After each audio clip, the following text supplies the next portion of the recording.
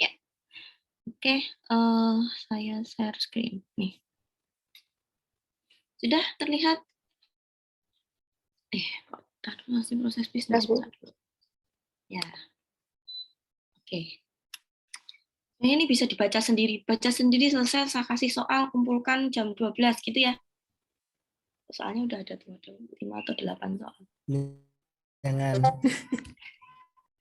Ya, baca terus saya sudah menyiapkan studi kasus sebenarnya. Ya, kalau enggak, berarti pekan depan kita kan gitu materinya ya. Tinggal Pemda, KL ya, KL lain, mungkin saya tidak akan spesifik untuk KL lain, kemudian nanti mungkin itu akan disampaikan pada saat kuliah umum kan pertemuan ke-13.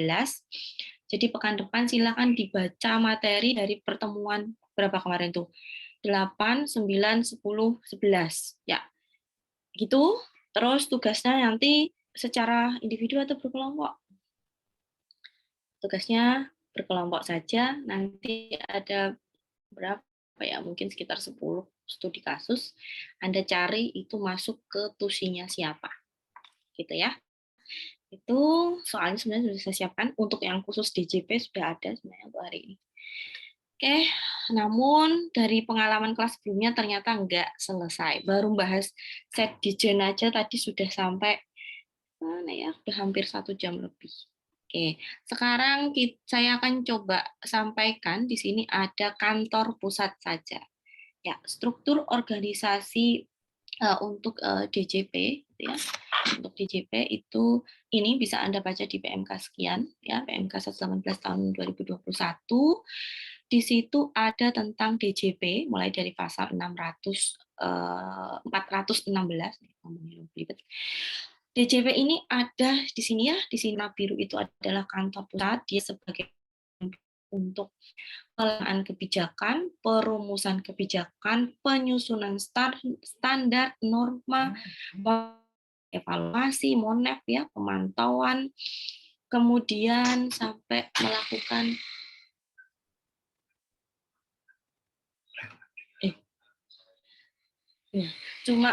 melakukan bimbingan teknis gitu ya, dan melakukan pembimbingan teknis. Nah, ini yang di sebelah kiri itu kantor pusat. Siapa yang ada di kantor pusat?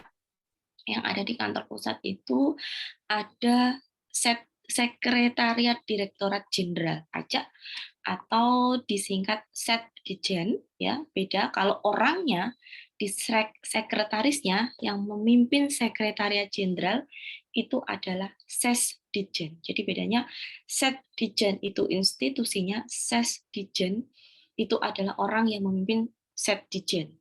Nah, direktor ini akan dipimpin oleh direktorat ini ya. Direktorat ini akan dipimpin oleh seorang direktur ya. Kalau Direktorat Jenderal Pajak disebut Ditjen Pajak ya, atau DJP. Nah, ini dipimpin oleh direktur. Nah, ada 14 ya, 14 direktorat, kemudian tepengnya ada 4.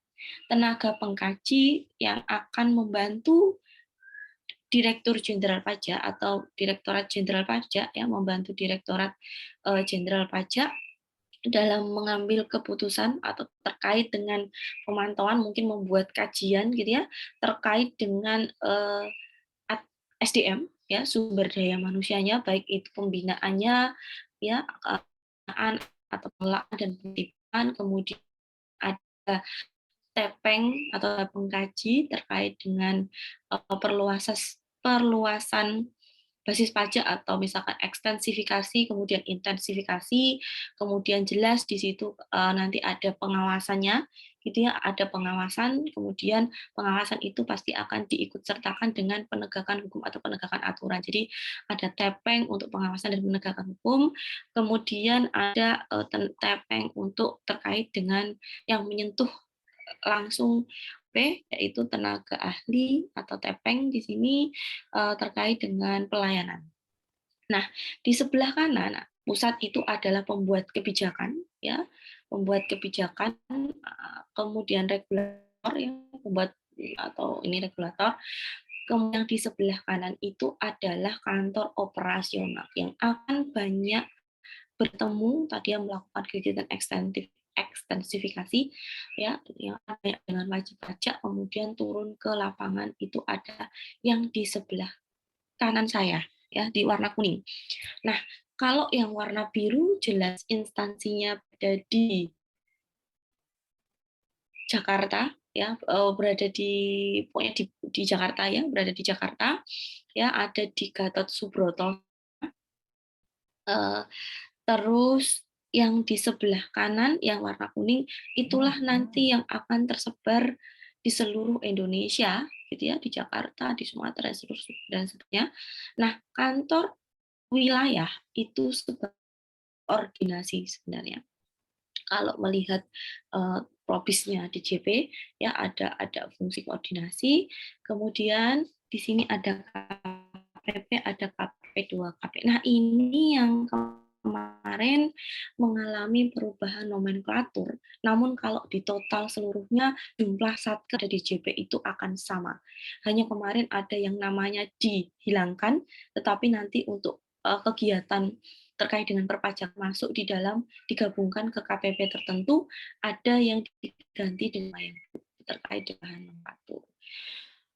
Itu kemudian ada unit pelaksana teknis. Unit pelaksana teknis DJP ada 4, sebenarnya ada 4 ya, ada 4 unit, ada 4 satker, tetapi 2 satker KPDDP, kantor pelayanan dan kantor KPDDP, kantor pengolahan data dan dokumen perpajakan, kemudian PPDDP pusat pengolahan data dan dokumen perpajakan gitu ya. Kalau pusat itu ada di KPDDP, salah satu ada di Sumatera ya, KPDDP satu di Sumatera, satu di Jakarta itu.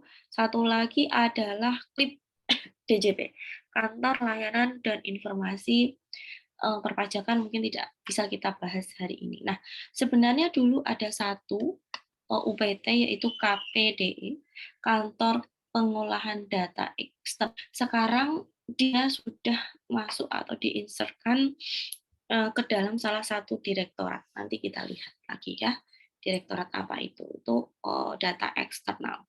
Nah, sekarang Anda bisa lihat di sini, nah ini banyak banget ya, ini rangkumannya. Nah, ini.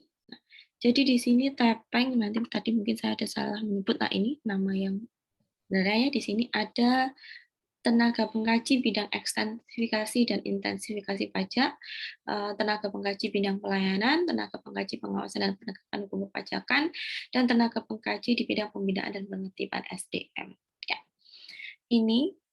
Ini semuanya bertanggung jawab kepada Direktur Jenderal Pajak. Kemudian Direktur Jenderal Pajak akan dibantu oleh Sekdijen ya, yang ini akan mengurusi masalah ketatausahaan, administrasi dan ketata laksanaan. Ini di Sekdijen. Nah, termasuk misalkan Anda nanti diserahkan ke Sekjen, kemudian dari Sekjen akan menyerahkan ke Sekretariat DJP ya, Sekdijen untuk selanjutnya akan didistribusikan ya Anda, baik itu di kantor pusat ataupun di KPP.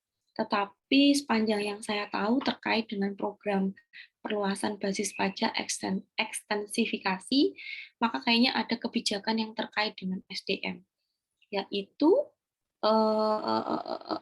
berbasis kewilayahan itu ya, didekatkan dengan home base kalau nggak salah, karena yang supaya nanti dia lebih memahami kondisi atau daerah tersebut ya ketika melakukan extend atau intensifikasi. Sebentar.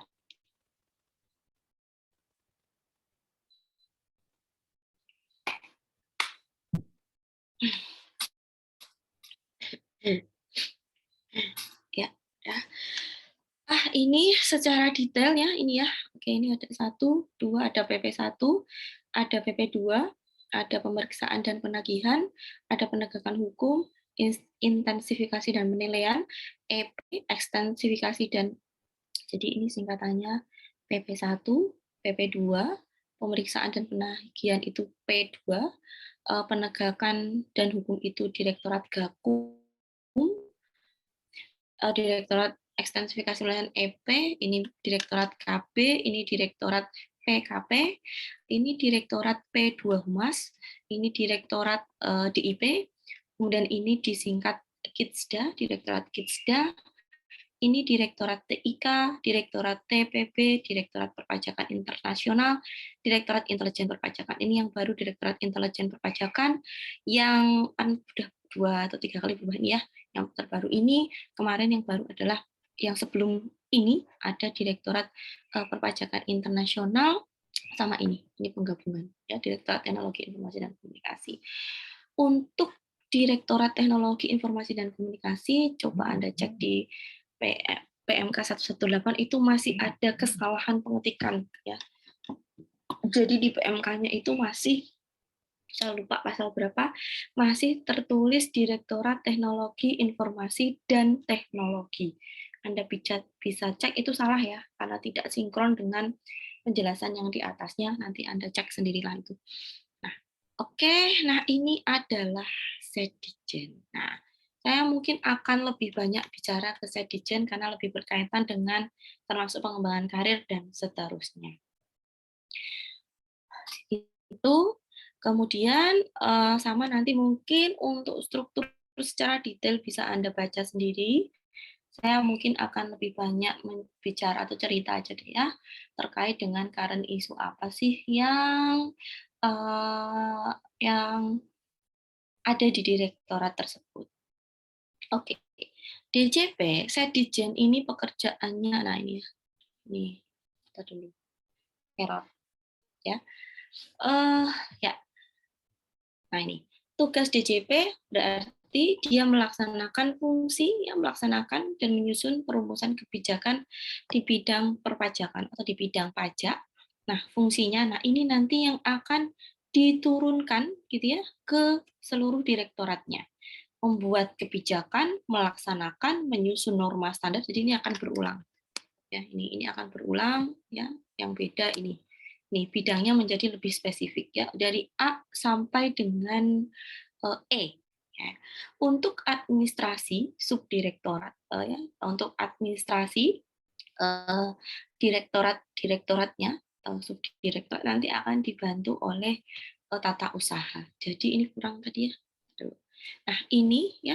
Jadi direktorat ini selain dia punya subdirektorat, dia punya struktur lagi yaitu ketatausahaan. Namun kalau di sini eselon 2 ya, di sini eselon 3, kemudian tata usahanya itu di eselon 4. Jadi bukan bagian lagi tetapi subbagian. Karena nanti dia akan melaporkan atau mengkoordinasikan ke Sedijen yang melakukan kompilasi terkait dengan kegiatan ini ya, kepegawai SDM-nya, ketata laksanaan dan administrasi lain-lainnya.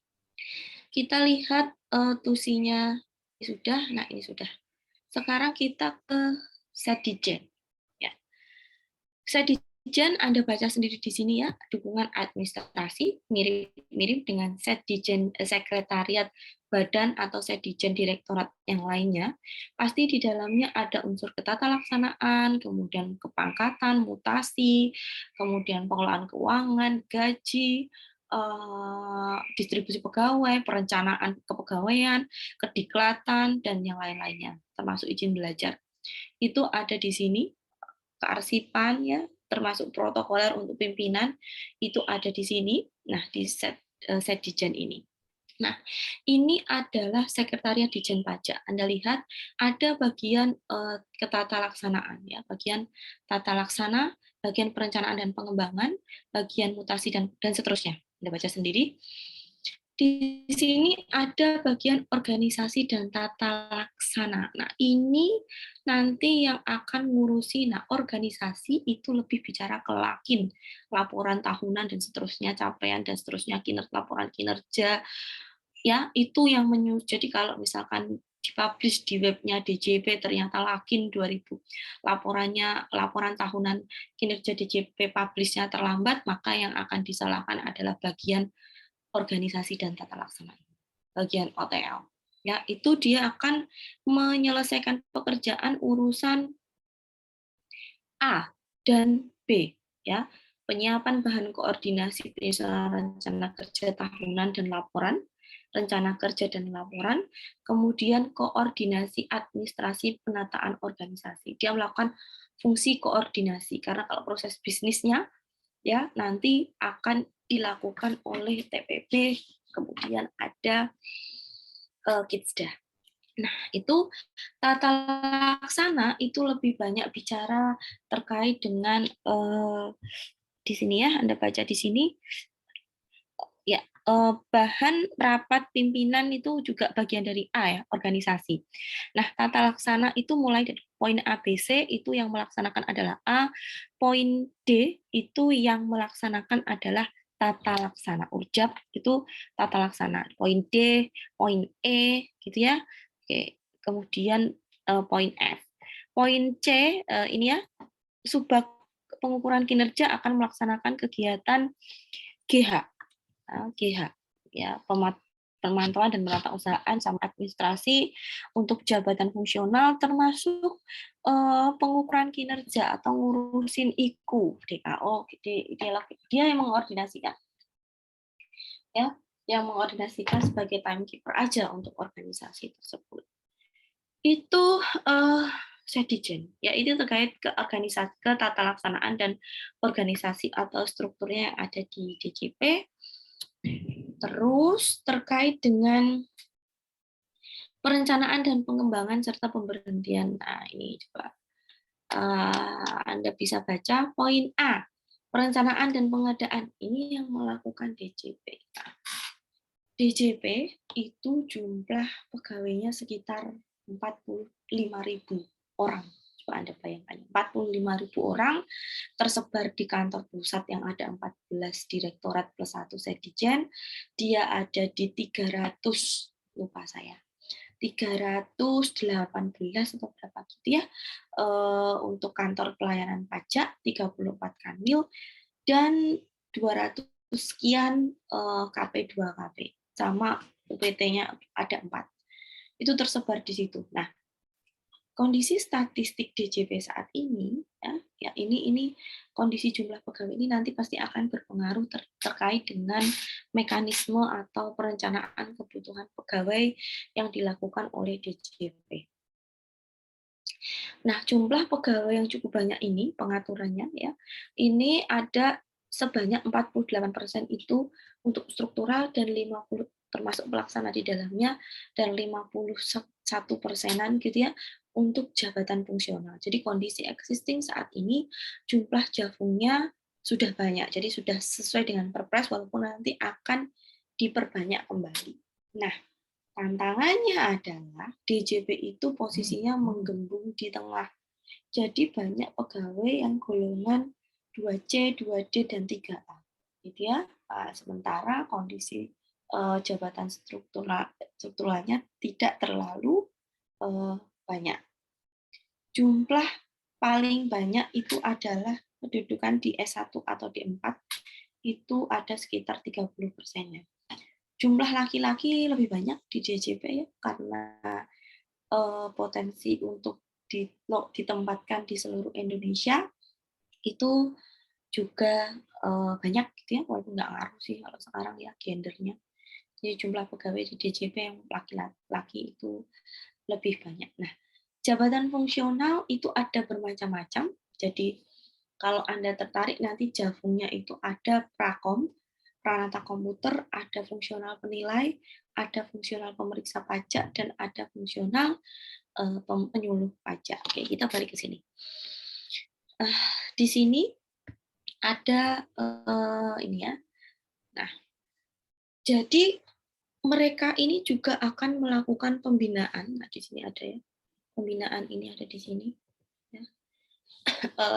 Pembinaan pegawai untuk seluruh pegawai yang ada di DJP yang tersebar. Di pegawai paling banyak itu ada di Pulau Jawa. Jadi lebih dari, kalau tadi 45 ya, lebih dari 20.000 pegawai DJP itu penempatannya di Pulau Jawa. Ya. Kemudian 20%-nya, 10.000-nya ada di Sumatera, kemudian yang paling sedikit itu di Papua dan Maluku di Indonesia Timur ya. Di Sulawesi sama Kalimantan cukup seimbang. Nah, ini sebanding dengan penentuan pegawai ini pasti ada alasannya, yaitu beban kerja. Beban kerja itu mungkin meliputi keluasan area, meliputi banyaknya jumlah WP, dan jumlah WP baik itu WP pribadi ataupun WPOP ataupun WP badan. Ya, jadi jumlah WP yang ada di Pulau Jawa saat ini lebih banyak bila dibandingkan dengan pulau-pulau yang lainnya.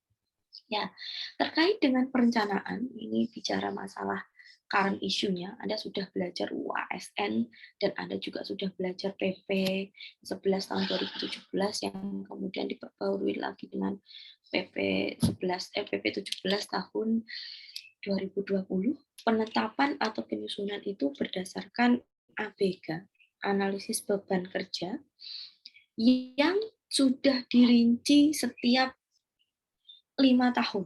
Coba ya. Jadi, proses rekrutmen Anda kan akan lulus tuh tahun ini ya, insya Allah lulus ya. Ada tahun ini lulus, kemudian, nah, jadi kalau misalkan yang nanti penempatan definitif di DJP itu sebenarnya sudah diplottingkan, itu 2 tahun sebelum Anda masuk sini. Anda masih SMA, itu DJP sudah mulai nyusun tuh. Oke, sekitar tahun 2022 kita akan membutuhkan setiap sekian orang pegawai. Orang pegawainya ini bisa bersumber, nah sumbernya kan macam-macam ya. Salah satu potensi sumber SDM itu ada dari PKN STAN, nah, bisa dari PKN STAN atau dari Internal Job Vacation IJV, atau dari rekrutmen dari luar ya, bukan dari PKN STAN. Seperti itu. Nah, nah ketika DJP itu sudah mengusulkan gitu ya. DJP itu sudah mengusulkan, oke, misalkan DJP tahun 2022 kita kurang 500 pegawai misalkan ya. Belum tentu 500 pegawai itu akan disetujui ya. Karena nanti berdasarkan PP 17 ya silakan. PP 17 tahun 2020 itu harus mendapatkan persetujuan dari BKN, dan BKN dalam hal ini juga akan mendapatkan persetujuan atau pertimbangan dari Menteri Keuangan. Nah, Menteri Keuangan ini karena yang nanti akan mengeluarkan gaji untuk pegawai adalah dari Menteri Keuangan, alokasi untuk gajinya. Gitu ya. Jadi walaupun misalkan Kementerian Pertanian dia mengajukan alokasi kebutuhan pegawai tahun 2022 200 pegawai misalkan. Nah, nanti itu disampaikan ke PAN RP, disampaikan ke BKN. Nah, BKN juga nanti akan mendapatkan pertimbangan dari sisi keuangan lewat Menteri Keuangan. Ya, jadi seperti itu. Jadi Menteri Keuangan akan mendapatkan dimintai pertimbangan dari BKN. Selain itu juga akan mendapat pertimbangan teknis, gitu ya. Pertimbangan teknis dari sisi keuangan sudah, teknisnya apa? Apakah nanti pertambahan ini dampaknya ada kajiannya dan seterusnya? Kok jumlahnya sekian, rasionya padahal kondisinya begini, yang dilayani berapa orang? Nah, itu pasti akan ditanyakan oleh BKN. Oke. Itu bicara masalah rencana kebutuhan. Terus terkait dengan kepangkatan. Nah, Anda begitu lulus PKN STAN golongannya apa? Golongannya 3A kalau nggak salah itu. Apa itu? nah, 2C. ayo. 2C, Bu. 2C, 3A itu S1 ya. Anda 2C. Dari 2C untuk naik ke 2D butuh waktu berapa tahun? 2 tahun bukan? 4. 4 tahun ya. 4 tahun butuh waktu 4 tahun. Betul, 4 tahun. Artinya kalau Anda, nah padahal sekarang syarat untuk menduduki jabatan struktural ataupun JF, salah satu syaratnya adalah harus S1. Jadi kalau dari 2C ke 3A, berarti Anda butuh waktu berapa tahun? 8. 8 tahun, Bu. Ya, butuh waktu 8 tahun. Betul. Butuh waktu 8 tahun.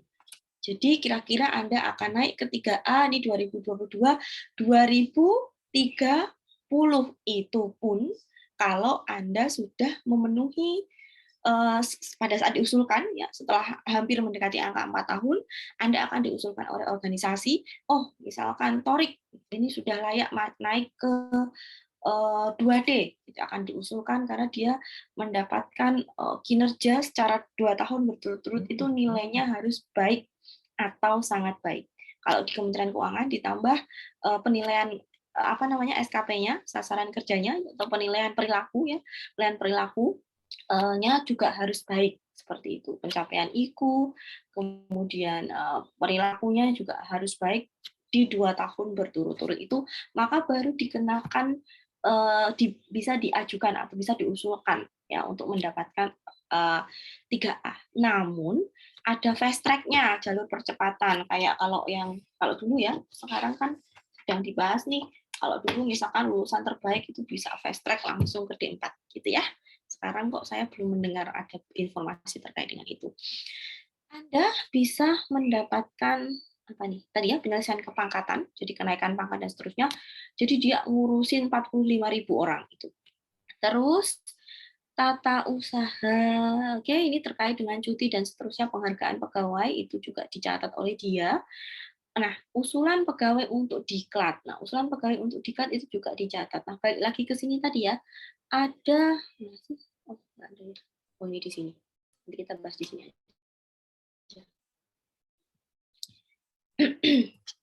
Oke. Nah, balik ke sini.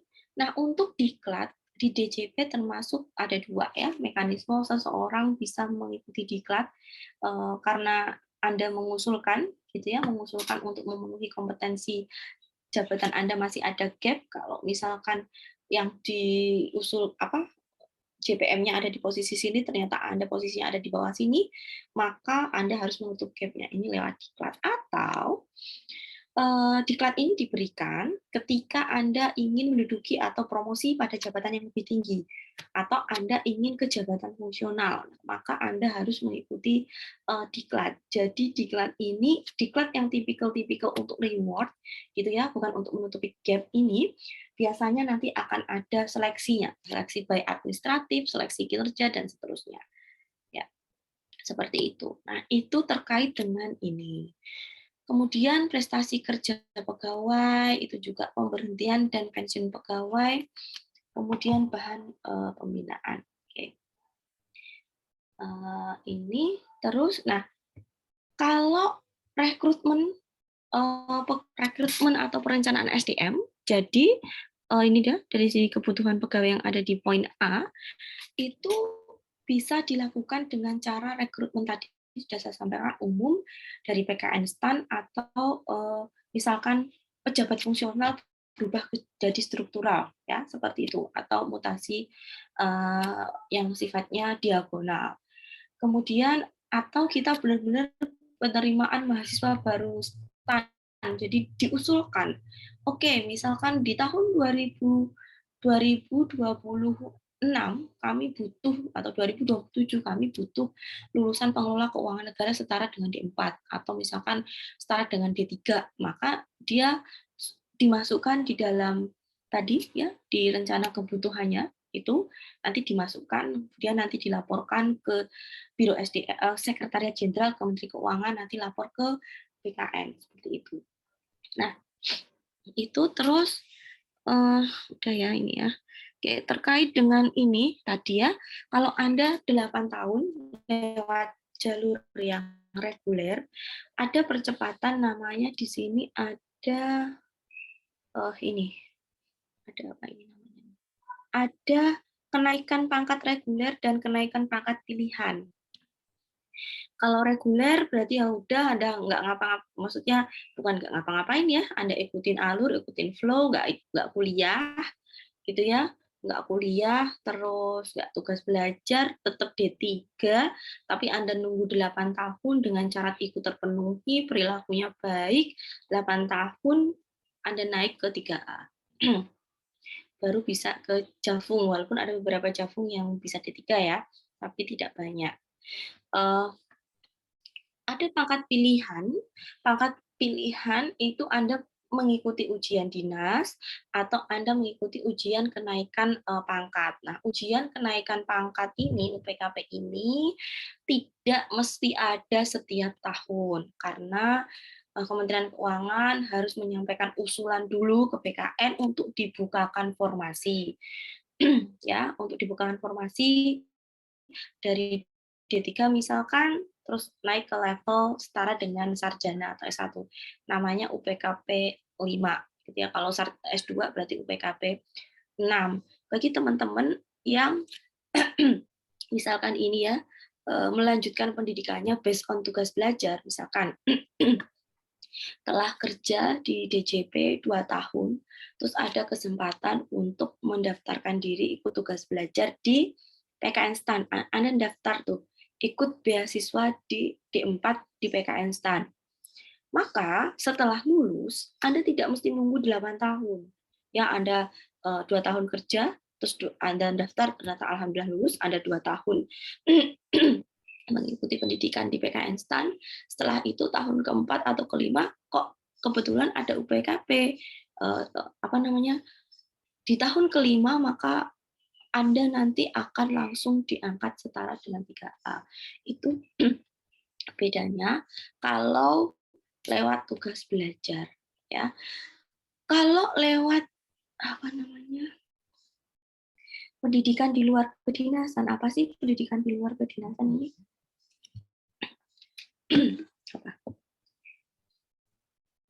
Mungkin izin belajar, Bu. Izin belajar, ya. Kalau izin belajar itu yang kayak gimana? Masih kerja tapi itu apa?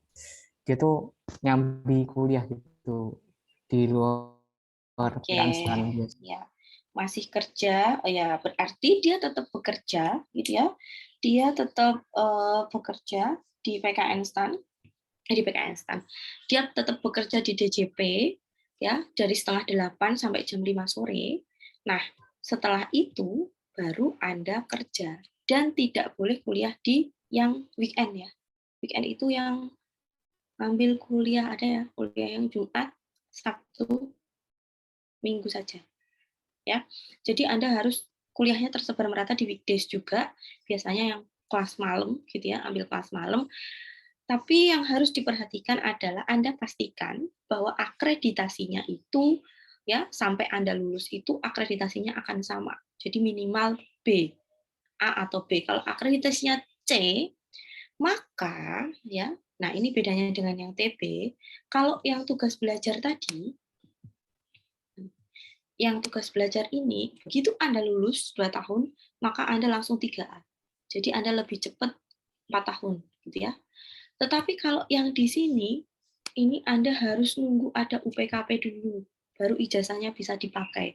Dengan catatan ijazahnya itu akreditasinya minimal B pada saat ada UPKP. Misalkan Anda lulus PKN STAN 2022, ya, terus Anda penempatan di DJP. Terus 2024 ternyata Anda diberikan kesempatan untuk izin belajar dengan biaya sendiri. Anda melaporkan atau izin ke tata usaha Anda, terus diizinkan Anda kuliah 2 tahun di 2026, gitu ya. Nah, ternyata 2026 itu tidak ada, pas Anda lulus tidak ada UPKP. Di 2027 tidak ada UPKP. Di 2028 ada UPKP misalkan. Kementerian Keuangan menyelenggarakan ujian kenaikan penyesuaian pangkat, gitu ya, ada UPKP. Nah, ternyata begitu dicek akreditasi kampus Anda itu habisnya mungkin misalkan di tahun 2026 dengan akreditasi B misalkan. Dia memperbaharui akreditasi, ternyata pada saat Anda daftar di tahun 2027, akreditasinya jadi C misalkan. Gitu ya. Itu ijazah Anda tidak bisa digunakan untuk mendaftar. Ya, jadi cari kampus yang lebih stabil gitu ya akreditasinya. Nah, seperti itu baru nanti Anda akan bisa ikut administratif. Nah, biasanya yang daftar UPKP itu dari ya sepanjang saya waktu dulu ikut ngurusin itu yang mendaftar sekitar 2.000, formasinya 200 atau 400 gitu ya.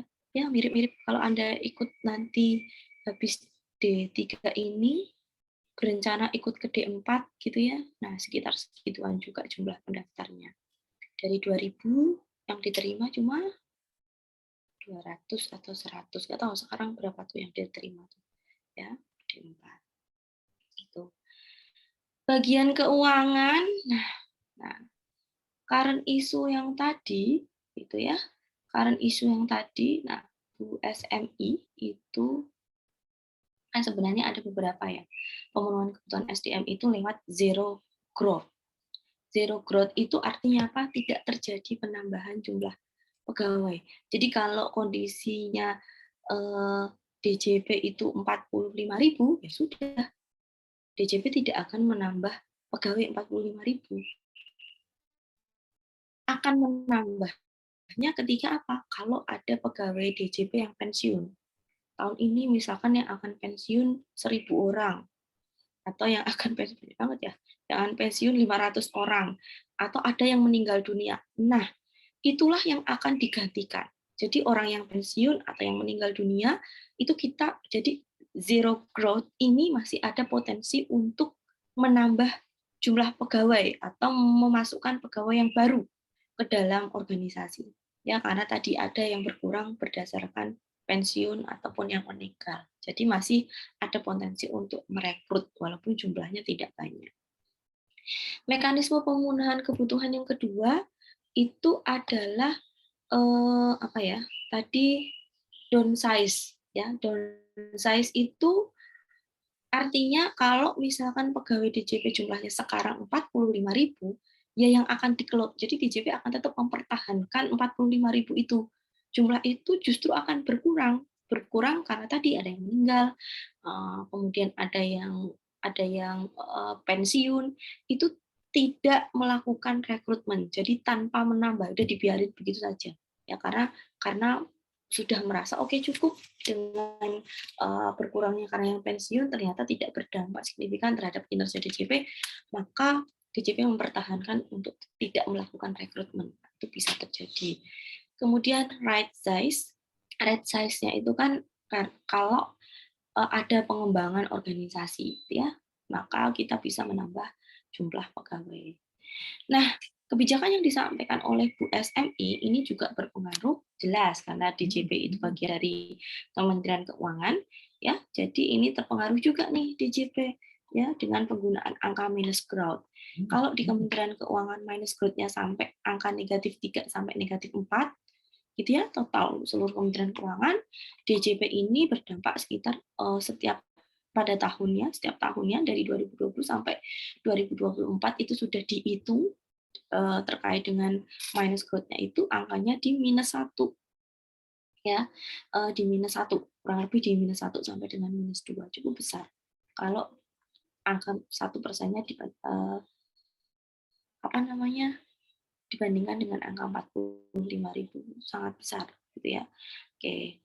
Itu terus nah apa yang dilakukan oleh DJP? Jadi dia lebih banyak melakukan ini ya untuk posisi saat ini gitu ya. 2020 sampai dengan 2024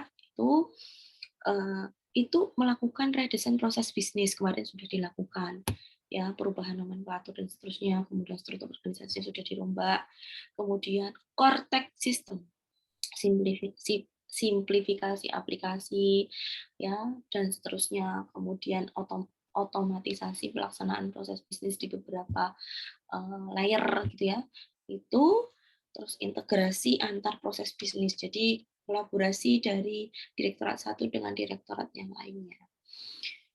Itu nah kemudian setelah tahun 2024, nah ini baru benar-benar minus growth yang optimal. Kalau tadi minus growth alami gitu ya, alami itu tadi karena ada yang berubah tadi ya, karena ada pensiun dan sebagainya. Nah ini di 2025 sampai 2030 jangka panjangnya nanti minus growth optimal.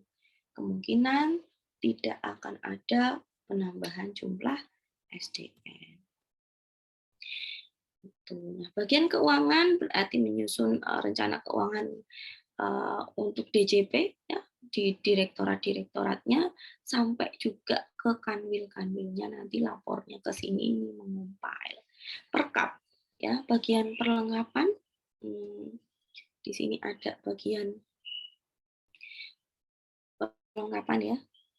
Oke, bagian perlengkapan Anda bisa baca di situ penyiapan dokumen, sarana prasarana, hasil pengadaan, rumah dinas, terus inventarisasi dan penghapusan sarpras BMN gitu ya, ngajakin BMN, dan seterusnya. Ini rumah dinasnya di sini, ada dekat-dekat sini juga kok, Ciltuk sini, salah satu rumah dinasnya, kan ada beberapa rumah dinas ya. Itu untuk Sedijen habis kayaknya. Oh, masih ada bagian umum. Bagian umum ini yang ngurusin protokoler untuk Pak Dirjen Pajak dan Tepeng dan Sesdijen ya, itu ya. Ini protokolernya ini ya, untuk ini Sesdijen, staf ahli atau tenaga pengkaji ya. Ini nanti yang akan ngurusin protokoler pimpinan itu yang dimaksud ya ini. Gitu. Jadi kalau ada pertemuan dan seterusnya, dia yang akan ngurusin tata usaha kepemimpinan, penyiapan bahan rapat dan seterusnya, itu akan di situ PPT, slide dan seterusnya, yang collecting datanya itu walaupun nanti dia akan mendapatkan bantuan dari tadi ya, dari bagian organisasi. Ya, tadi kan ada ya bagian subbagian organisasi tadi, tata laksanaan tadi. Oke, terus ini urusan dalam itu ini ya maksudnya. Ya, biasanya kan untuk parkir, ada yang parkir mungkin ada yang melibatkan pihak ketiga pakai jasanya ISS, tapi sepanjang yang saya tahu masih belum ada ya, jadi kita masih mengelola sendiri parkir. Kemudian ada juga yang menyerahkan ke pihak ketiga terkait dengan pemeliharaan gedung atau pemeliharaan BMN. Itu terkait dengan apa tadi? Sedijen. Nah, sekarang kita ke Direktorat PP1. Ada yang PKL di kantor pusat DJP kemarin?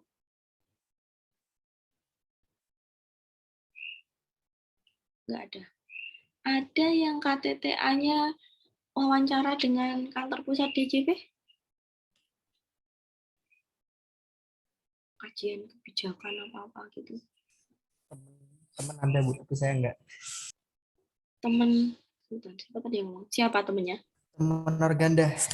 Ada 3 orang. Oh, teman Organda. Oke. Tapi bukan di kelas ini ya? Kan. Oh ya. Kemana? Riz, itunya.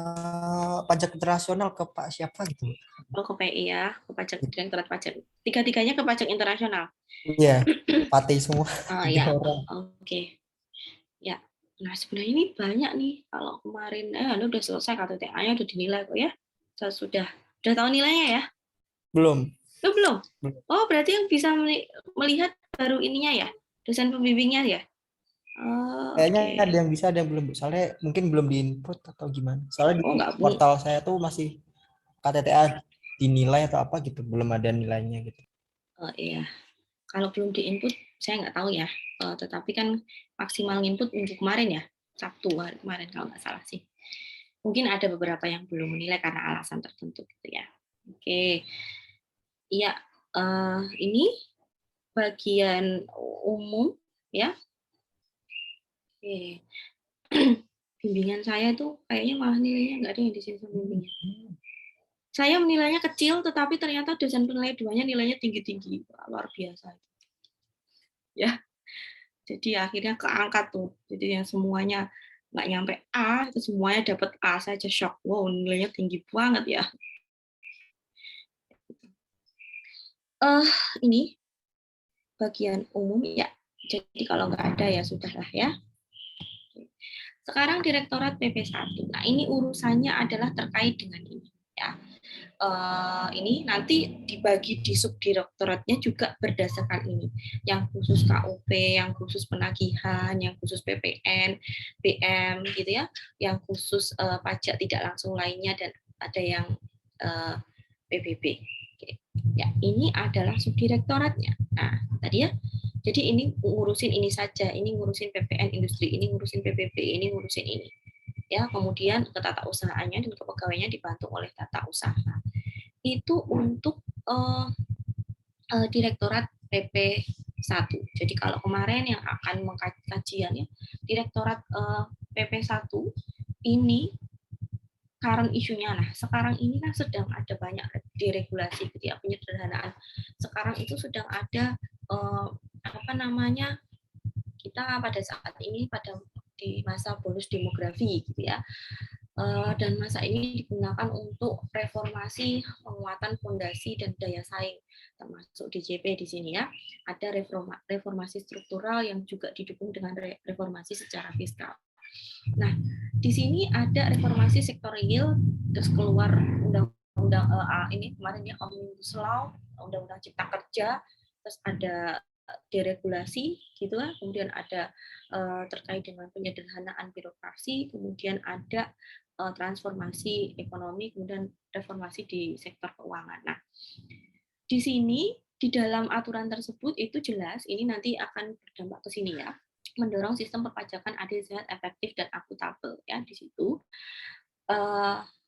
Di sini nanti terkait dengan deregulasinya ya. Jadi diminta untuk membuat aturan-aturan, kan nanti aturan-aturan yang dikeluarkan oleh PP1 dan PP2 ini yang akan dilaksanakan di kantor operasional ya, di kantor operasionalnya.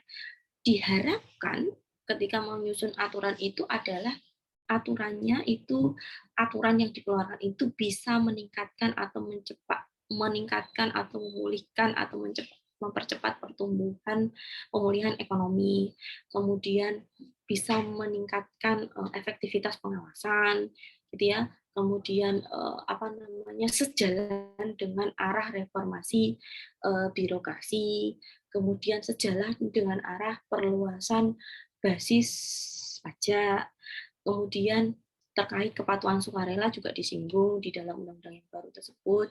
Kemudian supaya aturannya itu lebih ke sistem perpajakan yang berlandaskan atau berasaskan berkeadilan, gitu ya. Yang adil dan jelas, ada kepastian hukumnya. Nah, ini di subdir ini Anda bisa baca titik-titiknya ini itu adalah bidangnya yang sama dengan di sini. Ya, jadi ini terjadi perulangan yang sama kan ya, penyiapan bahan penyusunan teknis, penyusunan jawaban atas pertanyaan dari unit operasional ya, kayak gitu ya. Oke, termasuk di sini BIMTEK ya, melakukan bimbingan teknis. Nah, ini ada subdirektorat pertambahan nilai industri ya, nilai industri 1, nilai industri 2 dan nilai industri 3 gitu ya. Nah, untuk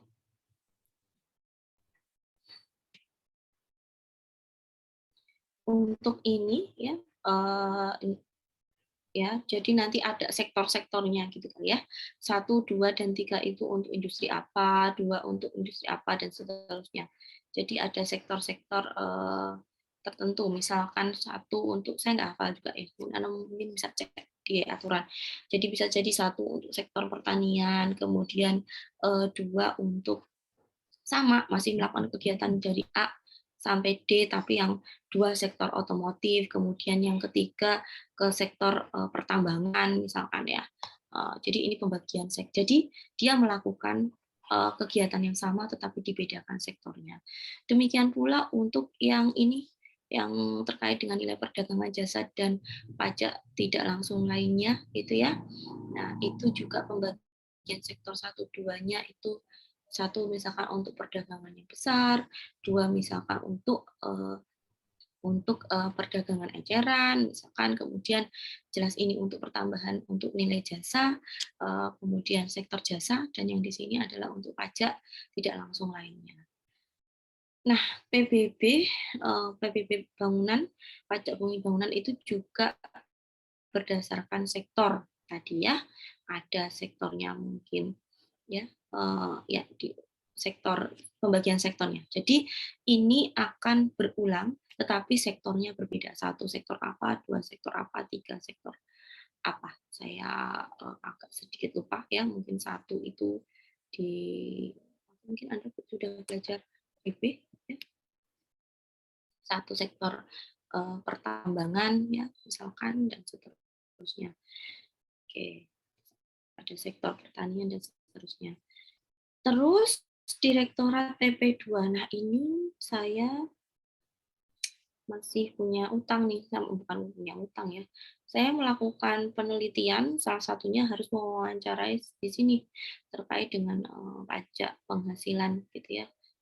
Itu salah satu papernya sudah publish kemarin. Di sini, nah ini ada perubahan istilah ya, yang dulu namanya bantuan hukum, sekarang namanya jadi advokasi, mungkin lebih eye catching kali ya. Ini ada perubahan nama ini, terus fungsinya adalah ini. Nah, ini adalah pembagiannya, ya, pembagiannya seperti itu. Ada subdir PPH Badan, PPH OP, advokasi, bantuan hukumnya, kemudian harmonisasi kebijakan, harmonisasi kebijakannya. Ya, Anda bisa baca ya badan 1, badan 2 dan seterusnya. Oke. Ya, untuk badan 1 mungkin 1 sektor industri, 2 sektor perdagangan, 3 sektor jasa dan sektor lainnya. Ya, terus ini terkait dengan WPOP ya. Jadi dia yang akan. Nah kalau tadi berdasarkan sektornya, kalau ini berdasarkan pasalnya, kok salah ya? Pasal yang penghasilan 1 itu pasal 21, 23, terus yang 2 ini pasal 22 kalau nggak salah. Pasal 22. Jadi ini beda pasalnya yang diurusin, tetapi kegiatan yang dilakukan sama ya. Sementara yang ini khusus untuk peraturan pajak penghasilan orang pribadi. Untuk advokasi juga demikian gitu ya. Jadi ini based on wilayah. Wilayah zona 1, zona 2, zona 3 dan zona 4 gitu ya, berdasarkan zonasi atau berdasarkan kewilayahan gitu ya. Saya nggak hafal zonasinya seperti apa karena beda-beda klasifikasi ya. Karena untuk KPPWP besar ini kan ada daftarnya tersendiri gitu ya. Nah, di sini nanti dibagi yang 1 itu kalau nggak salah di Jakarta dan Kalimantan, Jakarta Pusat naik ke atas. Kemudian yang 2 itu Jakarta selain utara ya, utara nanti 3 ya, Jakarta Utara sampai Sumatera itu 3 kalau nggak salah. 2 itu berarti selain itu gitu ya, Jakarta Selatan, Barat, Timur. Di situ 4 itu Banten, Jogja dan seterusnya. Harmonisasi ya, ini ada kebijakan ya. Jadi ini A mengerjakan A, B mengerjakan B, terus C mengerjakan C dan unit C seksi C, seksi D mengerjakan pekerjaan analisis ya. Oke. Itu nah untuk current isunya yang di PP 1 PP apa tadi? PP2 ya. Untuk current isunya yang ada di PP2 itu sekarang lebih membahas terkait dengan kemudahan berusaha, klaster terkait dengan kemudahan berusaha, kemudian kebijakan fasilitas perpajakan, ada mini tax holiday, ada tax holiday, ada kawasan ekonomi khusus, dan yang lain-lainnya. Yaitu Direktorat PP1, kemudian klaster kemudahan berusaha, itu juga diatur ya, termasuk penurunan tarif untuk PPh badan, kemudian penurunan tarif untuk PPh yang go public ya, badan yang go public dan yang lain-lain. Termasuk penggunaan single identity ya, single identity itu harusnya PP 1 ya. PP1 kalau single identity. Nah, kemudian di Direktorat Pemeriksaan dan Penagihan.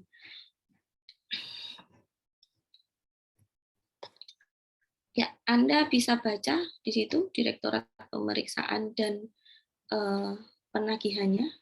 Oke. Di situ ada perencanaan dan pemeriksaan, terus teknik pengendalian dan pemeriksaan, dan seterusnya. Ya. Tugasnya kok enggak ada di sini. Oh, ada di sini. Ya. Nih, di sini ada Subdirektorat Perencanaan dan Pemeriksaan.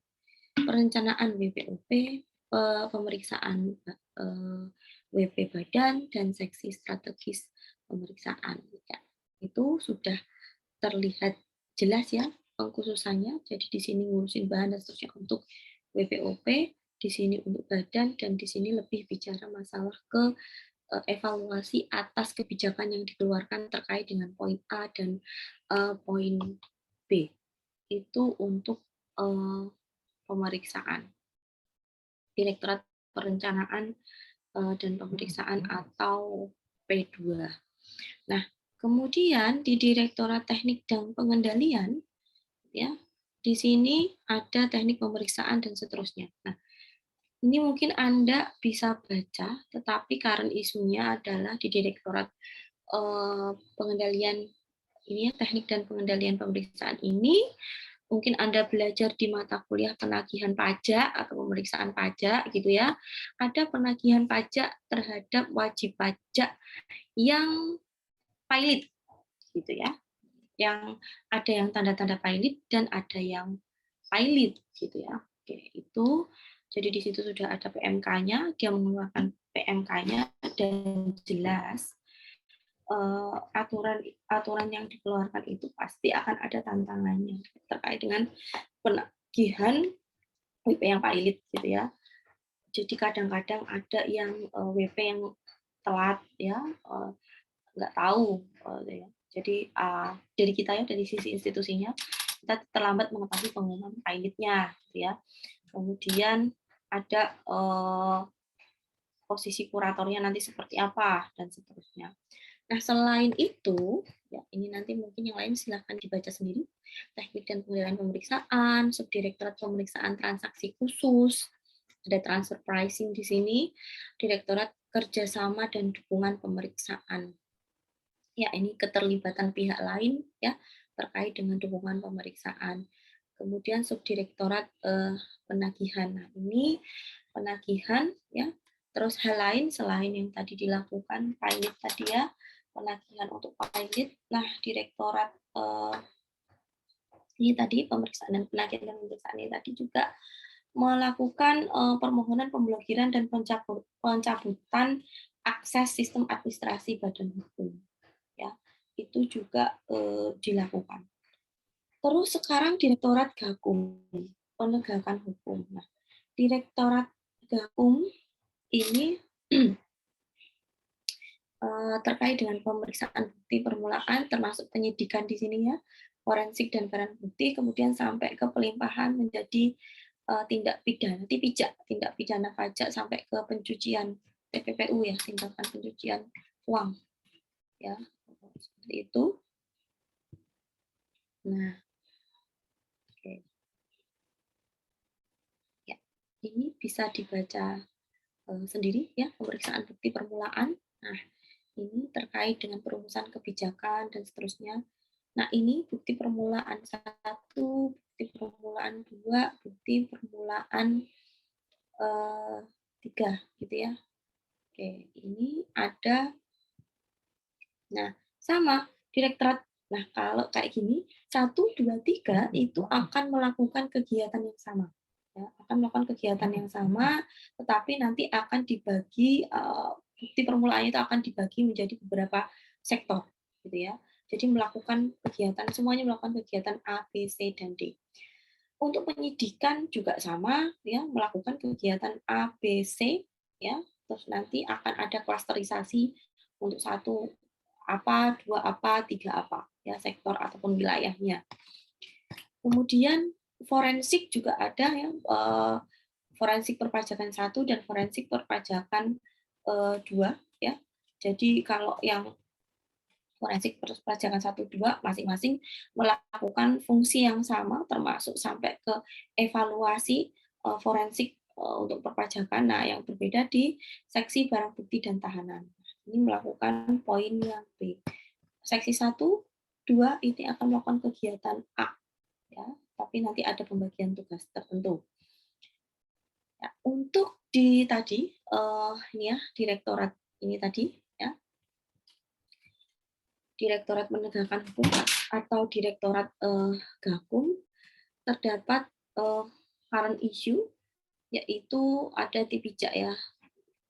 Jadi ternyata dari berdasarkan hasil penelitian gitu ya, faktanya adalah orang-orang yang sudah terkena kasus itu mereka daripada bayar denda, mereka lebih memilih pidana kurungan, nambah dikurung daripada disuruh membayar pidana. Nah, itu kerugiannya berarti sangat-sangat besar gitu ya. Seperti itu. Nah, kemudian di direktorat itu juga melakukan kegiatan terkait dengan skema pemulihan aset gitu ya. Skema pemulihan kerugian negara dengan sita aset, maksud saya seperti itu. Salah satunya adalah dilakukan penyitaan aset karena tindakan salah satunya tindakan TPPU ya, pencucian uang seperti itu. Nah, kemudian di Direktorat Gakum itu juga dia juga membuat sebuah kebijakan terkait atau ada kebijakan-kebijakan yang mendukung hal tersebut, yaitu untuk akses informasi keuangan untuk kepentingan perpajakan. Ya, jadi Anda bisa cek ada undang-undang, kemudian ada PMK yang dikeluarkan oleh Menteri Keuangan, ada Perdirjen, ada surat edaran, ya. Sebenarnya sudah banyak sekali terkait dengan Gakum ini, ya, penegakan hukum ini yang berkaitan dengan tindak pidana pencucian uang, ya, tindak pidana pencucian uang. Jadi nanti yang sudah terkena pasal TPPU ini akan dilakukan penyitaan. Ya, jadi banyak sekali barang-barang yang sudah disita ya karena untuk bidang perpajakan ini TPPU di bidang perpajakan ya. Jadi ada yang kasus TPPU-nya atau pencucian uangnya itu ada yang menempatkan di bank lain, kemudian ada yang melakukan bank lain yang kita susah untuk mengaksesnya, ada yang mentransfer ke orang lain, kemudian ada yang membelanjakan dalam bentuk membelanjakan ya, mungkin beli mobil, beli rumah, atau beli tanah, atau beli apapun itu. Kemudian ada yang menyamarkan, dalam hal ini mungkin namanya diubah atau administrasi ya, administrasi atau menyembunyikan. Ya, atau menyembunyikan. Jadi sebenarnya sudah ada banyak sekali ya mobil yang disita, tanah, sawah, ruko di Bintaro ini dan apartemen yang disita karena tersangkut kasus ini TPPU di bidang perpajakan. Direktorat yang selanjutnya adalah Direktorat Ekstensifikasi dan Penilaian. Ya, ini Anda bisa baca di sini subdirnya. Ini belum berubah. Ini kayaknya masih salah. Ini harusnya punyanya Gakum ya. Punya yang di atas tadi. Punyanya yang PP apa tadi tuh? PP2 mungkin. Ini salah. Jadi nanti tolong dicek yang benar yang di sini. Ada subdirektorat ekstensifikasi, gitu ya. Subdirektorat ekstensifikasi, ada perencanaan ekstensifikasi dan seterusnya. Ya, Anda bisa baca di sini. Terus subdirektorat pendataan, perencanaan pendataan dan seterusnya, pemetaan. Nah, ini menjadi penting terkait dengan peluasan basis pajak ya untuk Direktorat EP ini, ekstensifikasi dan penilaian ini. Terus ada Direktorat Penilai 1, kemudian Direktorat Penilaian 2 ya. Di sini dibedakan di sektor-sektornya bumi, perkebunan dan perhutanan untuk penilaian 1 sama komersial dan objek khusus. Kemudian di penilai 2 untuk masal bangunan, individu perumahan dan industri, kemudian industri pertambangan. Untuk di Direktorat ini sekarang EP ekstensifikasi sedang membuat pembangunan DJP Digital Map ya, yang sudah dimulai sejak 2020 ada yang namanya geotagging aplikasi atau geotagging gitu ya. Kayaknya dulu PKN STAN diminta apa ya, ada sukarelawan. Kalau sekarang sukarelawan kan diminta sama KPP Pondok Aren untuk membantu itu ya. Kalau kemarin pada waktu mau melaporkan pajak itu SPT itu, kalau zaman dulu relawan pajaknya itu diminta untuk melakukan geotagging. Ya, jadi Anda benar-benar mahasiswa waktu dulu itu penilaian ya, waktu dulu itu pajak juga ada. Mereka benar-benar turun ke lapangan di KPP Pondok Aren sama mana tuh ya, dekat sini lah ya, di BSD Serpong dan Jakarta. Mereka membantu melakukan geotagging, ya, mapping. Itu jadi sekarang ada kegiatan pengumpulan data lapangannya juga, karena tadi ada Cortex sistemnya tadi ya. Jadi ada yang KPDL terkait dengan fungsi, ya, terkait dengan tugas pokok dan fungsi, ekstensifikasi, kemudian yang tidak terkait dengan fungsi, sama yang melibatkan pihak ketiga. Nah, itu sekarang sedang disusun sistemnya. Nah, karena ada perluasan, ekstensifikasi, maka diperlukan kegiatan pengawasan, ya, diperlukan kegiatan pengawasan. Nah, pengawasannya ini juga berbasis kewilayahan, ya, berbasis kewilayahan sudah keluar SE-nya, ekstensifikasi ya. Nah, kegiatan yang dilakukan oleh EP atau ekstensifikasi perpajakan itu adalah penyusunan prioritas peta kerja. Jadi bikin prioritasnya nanti akan seperti apa, sesuai dengan sinyal ekonominya, atau sektor yang dominannya nanti akan bagaimana. Kemudian pelaksanaan pengambilan atau pengumpulan data lapangannya nanti. Nah, ini tadi yang saya sampaikan, pegawainya diharapkan memahami lokasi, ya, memahami lokasi atau berasal dari daerah yang tersebut dan seterusnya. Oke. Kemudian ada pakai mobile aplikasi, itu yang dilakukan oleh ekstensifikasi perpajakan, gitu ya. Oke. Terus KB, Direktorat Keberatan dan Banding. Ya, Anda bisa baca, ini tinggal beberapa menit. Di sini Direktorat Keberatan dan Banding, ya, ada Subdirektorat Pengurangan Keberatan. Nah, di sini termasuk bagaimana mekanismenya, bagaimana bahan telaahnya, prosedur evaluasinya, itu yang akan mengecek atau yang akan menyusun adalah subdir ini, ya, yang akan ngecek adalah subdirektorat ini. Ya, nanti ada pengurangan keberatan 1, keberatan 2, dan yang lain-lainnya, ya. Oke. Keberatan 3 dan keberatan 4. Nah, ini sama kayak yang sebelum-sebelumnya, tadi ada 1, 2, 3, 4 juga ya, yang direktorat yang sebelumnya. Ini berbasis kewilayahan, ya, berbasis kewilayahan. 1, 2, 3, dan 4, ya. Wilayah 1 tadi Jakarta Pusat Kalimantan, wilayah 2 tadi Barat, Selatan, Timur, gitu ya, itu wilayah 2, kemudian wilayah 3 tadi Jakarta Utara sama Sumatera dan seterusnya. Ya. Oke. Kemudian gugatan 1A, 1B dan C. Nah, A, B, C ini juga ini untuk WP besar ya. Di sini sebentar, ada nggak ya tulisannya? Oh, ini ada. Ya, ini untuk WP besar 1A, 1B, 1C ini sama seperti pembagian yang tadi sebelum-sebelumnya juga ada pembagian based on A, B, dan C, ya, berdasarkan wilayah juga. Ini kemudian ini terkait gugatan 2 A, B, C juga berdasarkan wilayah, ya. Nah, terus di sini peninjauan kembali dan evaluasi. Nah, dia akan melakukan hal ini. Nah, untuk keberatan banding ini itu ada beberapa yang sudah dilakukan terkait dengan kami isunya, yaitu pengujian faktur pajak, ya, yang pajak PPN-nya dapat dikreditkan sebagai pajak masukan, kemudian ada putusan pengadilan pajak untuk sengketa dan seterusnya. Itu untuk tadi. Sekarang kita ke apa nih? Direktorat Potensi Kepatuhan dan Penerimaan. Ya.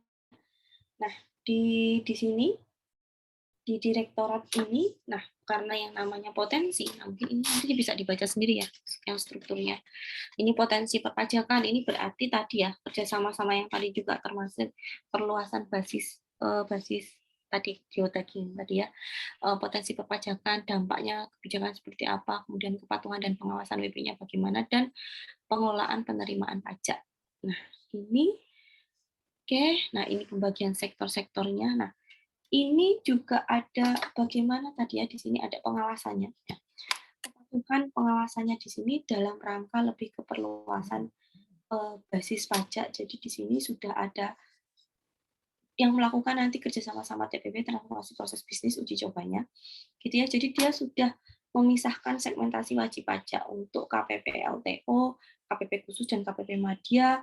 Nanti WP strategis itu pengawasan menempel di mana, gitu ya, di Waskon 1, 2, 3 dan sampai dengan 6. Kemudian untuk KPP Pratama itu ada di WP besar dan ada KPP yang lainnya selain WP besar dan khusus, gitu ya. Nanti itu di Waskon 1 untuk WP strategis atau yang memiliki 300 sampai 600 WP. Itu untuk WP besar dan seterusnya. Nah, itu sudah diatur, jadi dia sudah ada segmentasinya, nanti perencanaannya bagaimana, analisisnya bagaimana, kemudian tindak lanjutnya bagaimana, itu sudah diatur, ya, sudah diatur di situ. Nah, kemudian di sini, ya, untuk penerimaan, ya, nah, direktorat ini juga membutuhkan apa ya, membutuhkan dorongan atau dukungan dari direktorat yang lainnya, ya, seperti direktorat apa namanya, penelitian yang dilakukan oleh KPV, kemudian SP2DK dan seterusnya, itu jadi butuh dukungan dari direktorat PKP, direktorat EP, P2, sama Gitsda dan direktorat informasi, ya, DIP. Nah, P2 Humas, P2 Humas ini terkait dengan penyuluhan, jadi dia yang akan membuat pedoman penyuluhan, kemudian pedoman penyuluhan pelayanan, kemudian nanti menentukan pilot project untuk inklusi perpajakan, gitu ya, sekolah mana yang akan kita datangi untuk melakukan sosialisasi, termasuk dia ke Kementerian Pendidikan, gitu ya, untuk menginsertkan, untuk insersi kurikulum atau mata atau pengetahuan perpajakan di dalam kurikulum sekolah menengah dan sekolah dasar. Itu tugasnya dari si P2 Humas. Secara spesifik Anda bisa baca di sini. Penyuluhan berarti dia di sini nyusun materi penyuluhan, ya, kemudian melakukan pembimbingan terhadap tenaga penyuluh dan melakukan dokumentasi terkait dengan kegiatan penyuluhan. Itu yang dilakukan oleh apa tadi? P2 Humas, ya. Oleh P2 Humas. Terus pelayanan perpajakan, standar pelayanan pengaduan seperti apa. Makanya klip kantor layanan itu juga di bawah pemantauan atau pengawasan dari ini, P2 Humas. Ya, dukungan pelayanan dan konsultasi, peningkatan mutu pelayanan dan pemutakhiran tax knowledge base. Ya, itu kayaknya kita dulu pernah berlangganan, nggak tahu sekarang seperti apa ya. Ini base. Nah, selain itu, ini ya, Humas. Nah, karena terkait dengan Humas, hubungan internal dan eksternal, pengelolaan berita dan situs, maka apa namanya, P2 Humas lah yang melakukan penyelarasan atau penyesuaian identitas DJP dengan identitas Kementerian Keuangan. Jadi penggunaan logo DJP nanti seperti apa, pengaturannya bagaimana, itu yang mengatur adalah P2 Humas. Nah, oke, terus kerjasama dan kemitraan, kerjasama dalam negeri dan kerjasama luar negeri. Nah, sekarang ini P2 Humas dia punya aplikasi Sisuluh gitu ya, aplikasi Sisuluh. Kemudian sudah ada SK timnya juga untuk melakukan sosialisasi hal tersebut. Terus P2 Humas sampai saat ini terus melakukan mengeluarkan aturan-aturan terkait dengan pelaksanaan kegiatan edukasi perpajakan. Kemudian CRM, apa tuh CRM? Compliance risk management atau manajemen risiko, gitu ya, compliance risk management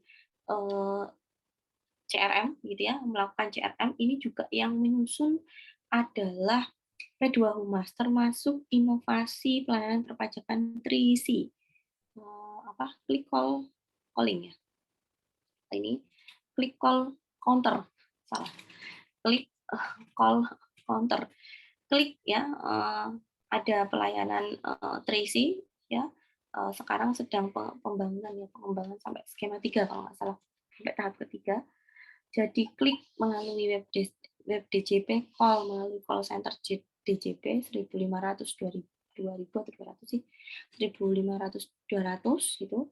Kemudian counter ya datang aja langsung ke kantor atau office atau kantor pelayanan DJP ya. Atau bisa ke websitenya kunjung.pajak.go.id, itu untuk wajib pajaknya. Ya, dengan implementasi 3C itu diharapkan, ya, implementasi 3C ini diharapkan integritas dan citra DJP ini menjadi terjaga. Karena apa? Karena dengan adanya 3C ini akan meminimalisir bertemu secara langsung antara pegawai pajak dengan WP. Jadi proses negosiasinya kalau terjadi hal yang terkait dengan fraud atau apapun itu bisa dikurangi, interaksi langsung dengan WP-nya bisa berkurang.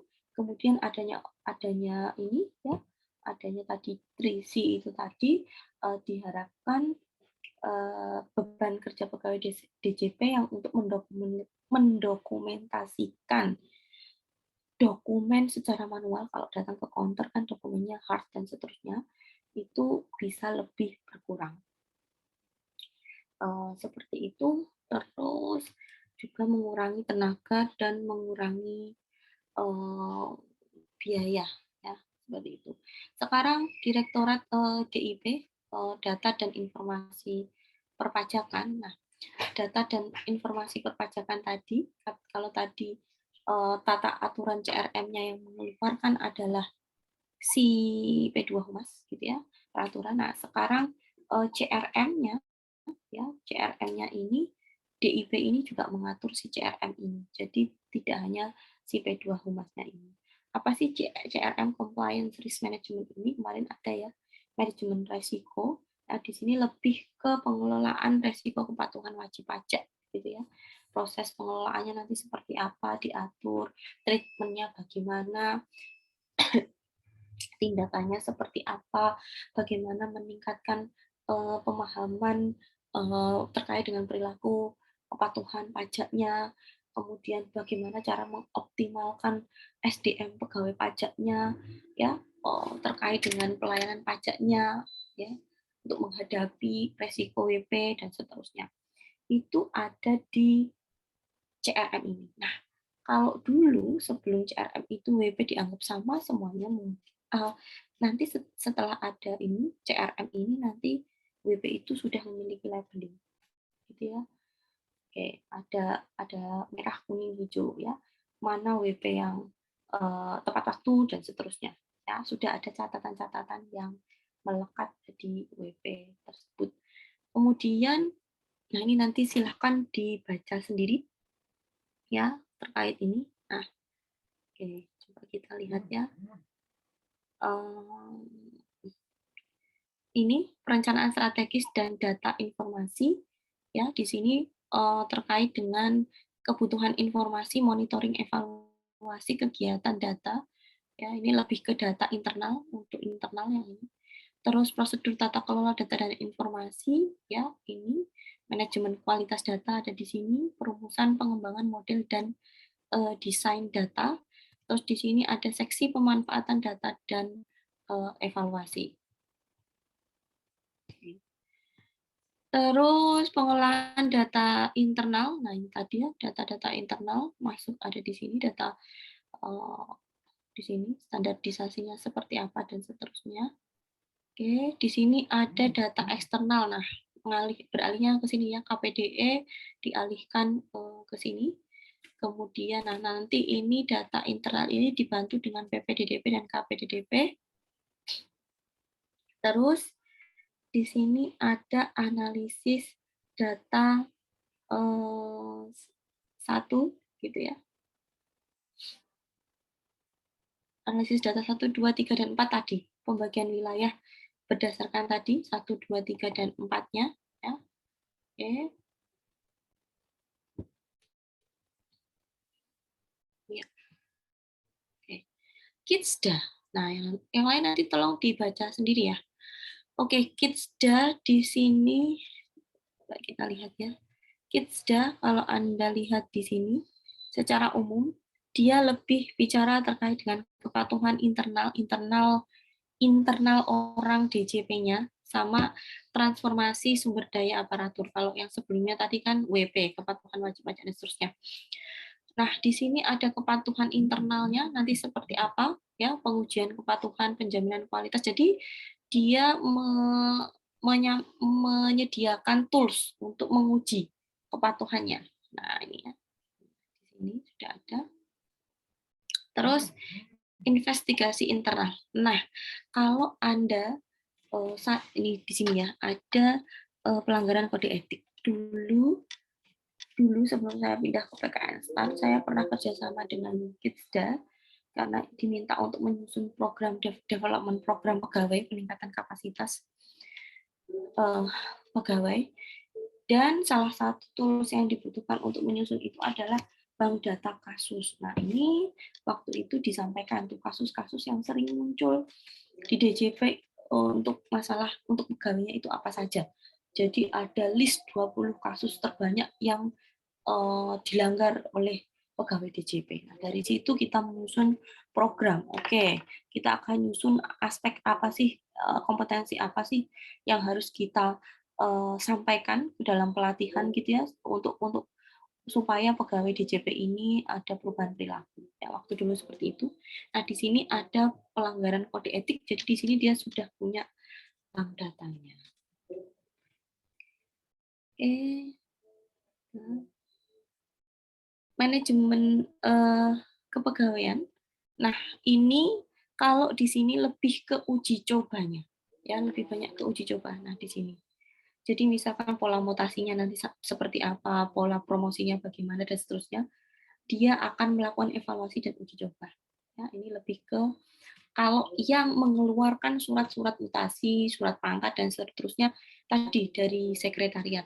Gitu ya. Ini aturan-aturan yang berkaitan dengan ini ya, pola mutasi, promosi, kompensasi, pemberian tunjangan kinerja, sistem manajemen kepegawaiannya seperti apa, karena jumlah pegawai DJP sangat besar, jadi butuh struktur khusus untuk mengatur hal tersebut.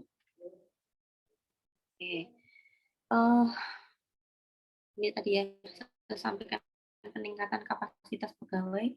Jadi mereka juga membuat model-model atau kriteria kompetensi apa sih yang harus dimiliki oleh pegawai DJP. Nah, hal yang diatur ya termasuk perombakan struktur organisasi KPP ya, KPP, perubahan nama nomenklatur itu dari sini juga ya, dari sini juga.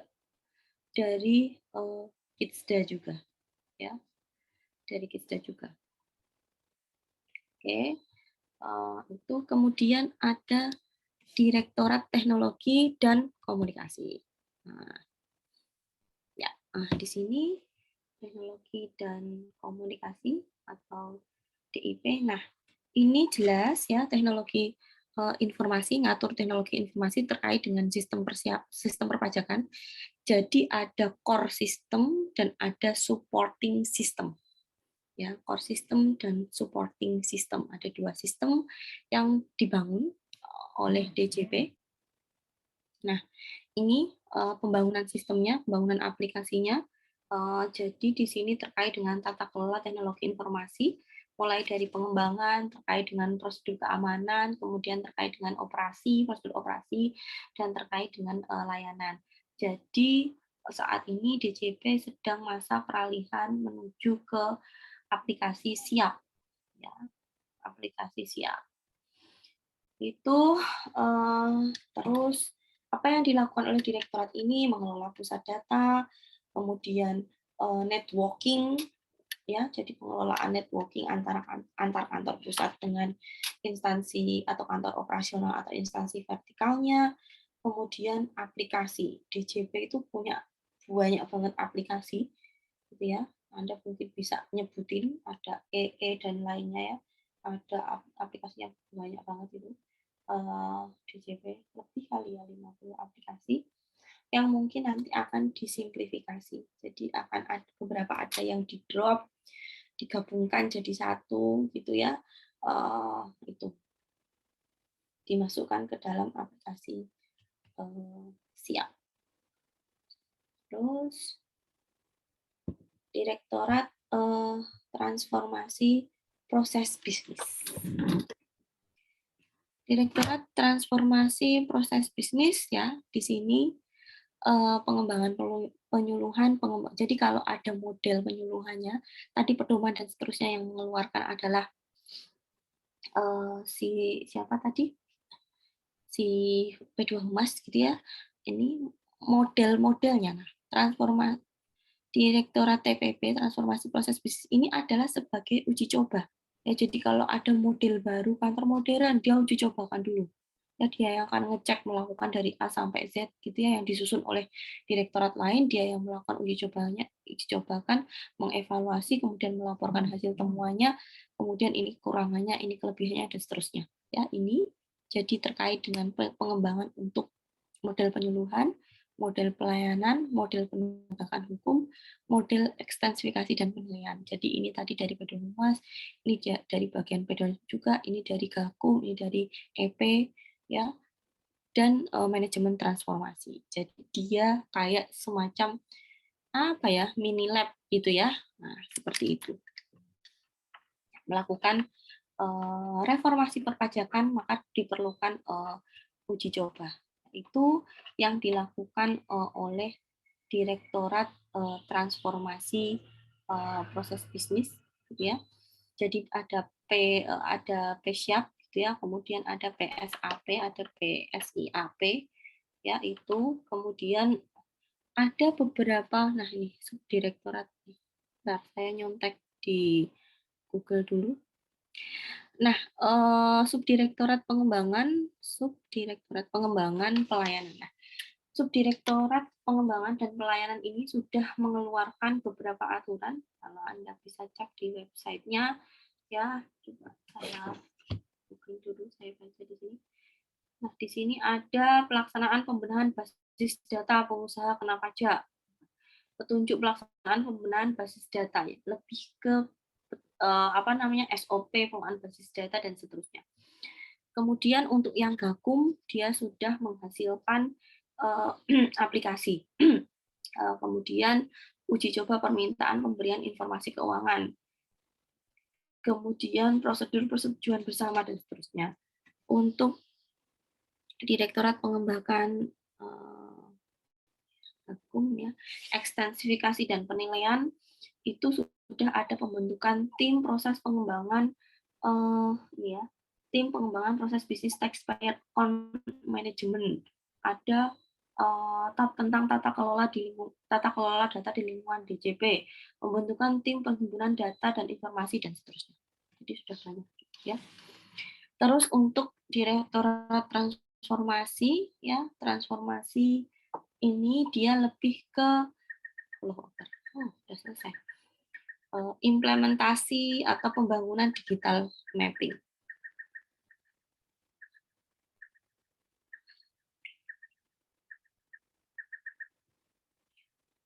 Ya, oke. Nah, Direktorat Pajak Internasional dan yang lainnya tolong dibaca sendiri. Nah, masih ada dua kalau nggak salah ya. 1, 2. Oke, saya akan sampaikan sedikit terkait dengan jabatan fungsional. Nah, ini ya. Jadi selain struktural di kantor pusat, kalau Anda tertarik di jabatan fungsional, boleh ya, silahkan persiapkan diri Anda pada beberapa jabatan fungsional di lingkungan Kementerian Keuangan. Ada penilai, pemeriksa, penyuluh, prakom, dan asesor. DJP dengan 45.000 pegawai itu asesornya baru sedikit, baru satu orang atau 2 orang kalau nggak salah. Jadi asesornya masih sedikit. Jadi kalau Anda yang tertarik di psikologi, keterima DJP, ya silahkan masuk jadi asesor, ikut diklat-diklat yang terkait dengan keasesoran. Oke, sekian dari saya yang saya sampaikan. Kita ketemu lagi pekan depan, jangan lupa dibaca PPT-nya dari pertemuan 8 sampai pertemuan hari ini, nanti akan ada latihan soal, Anda kerjakan secara berkelompok dalam waktu tertentu, kemudian disubmit, kalau masih ada waktu nanti kita bahas secara singkat. Kalau nggak salah ada 10 soal, 10 atau 12 soal, studi kasus. Mau lebih, masih ada. Itu dari saya, jadi pekan depan kita lebih banyak latihan-latihan soal ya. Instansi vertikal, cari sendiri bahannya bisa? Insya Allah. Bisa ya, instansi vertikal sama UPT. Ya. Oke, sekian dari saya. Mohon maaf jika ada salah kata. Selamat siang. Assalamualaikum warahmatullahi wabarakatuh. Izin live ya. Waalaikumsalam. Terima kasih Terima kasih, Bu. banyak. Terima kasih. Sama. Terima kasih banyak.